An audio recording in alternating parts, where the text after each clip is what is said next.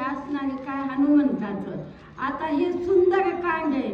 हे सुंदरकांड म्हणजे जीवन सुंदर बनणार, आपलं आचरण सुंदर बनणार आणि आपण घराच्या ठिकाणी सुंदर वागावं याच्यासाठी हे सुंदरकांड एवढं महत्त्वाचं आहे आणि एवढं बुद्धिमान आहे. आपण जर ऐकलं तर आपल्या सगळ्या पापाचा नाश होतो. त्या कलियुगामध्ये हे असणारं खूप महत्त्वाचं आहे. म्हणून खूप दिवसापासून सांगत होते कुरवडे मामा सुंदरकांड लावा, सुंदरकांड लावा. त्याचा आता योग आला. पण हे खूप खूप छान आहे. म्हणून या ठिकाणी मी आता थोडे 2-4 वेळी सांगते, जास्त काही बोलू शकत नाही. इंद्रजित बिभीषण सांगत जिनी मला लंकानात क्रोधे खवळला हनुमंत उपाय येते चालेना. इंद्रजित आणि रावण हे दोघं इकून एकाला बोलू लागलेले. बोलत असताना ते सांगू लागलेले तर हे बाबा हे वडिलाला बोलू लागलाय, आपलं या हनुमंतासमोर काही चालत नाही. त्याच्यासाठी आता काय उपाय करायचं आणि हे तुम्ही नसलेलं हे विघ्न का आणलं. म्हणून त्या ठिकाणी इंद्रजित रावणाला बोलू लागला.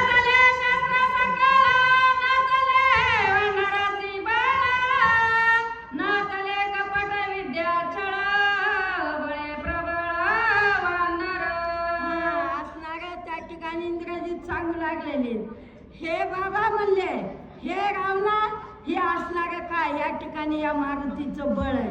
ह्या शक्ती मागं आपलं काही शक्ती चालत नाही. त्याच्या मागं जे असणारे जे कारणे हे सुद्धा चालत नाही. असणारा असा हनुमंत आहे. आज हनुमंत म्हणजे आपल्या ह्या कलियुगाच्या ठिकाणी असणारा आपला तो एक राजा आहे, साक्षांत मारुती आहे. आणि हे असणारे खूप सज्जन म्हणजे आपण जर मारुती रायाची भक्ती केली तर आपल्या कोणत्या गोष्टीचं दुःख येणार नाही. असं असणारं हे मारुती राया कलियुगाच्या ठिकाणी सुद्धा साक्षांत जीवन आहे असं समजावं. मंत्रशक्ती तंत्रशक्ती नकळे क्रम विद्याशक्ती नकले माया मोहनशक्ती रणे मारुती नाटोपे. हा इंद्रजित बोलू लागलेले. हे बाबा म्हणले ह्या रावणाला सांगू लागले. रावणाला बोलू लागला वडील आहे, पण वडील असताना सुद्धा आज मुलगा त्या ठिकाणी शिकवतो. मग का शिकवतो.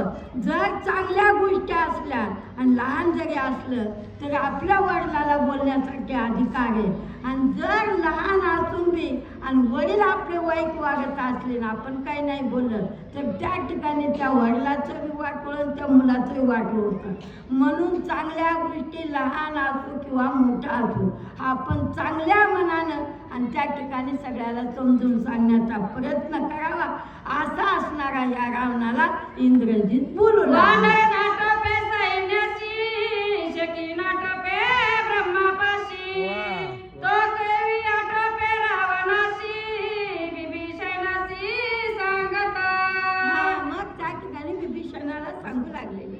हे असणारा मारुती राया कसे आहेत म्हणले.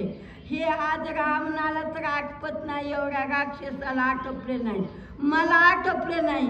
आता ह्या ठिकाणी काय करावं. बिभीषण कोण आहे तर असणारे त्या इंद्रजिताचे चुलते म्हणून तो चुलत्याला ते संभाषण करू लागला आहे.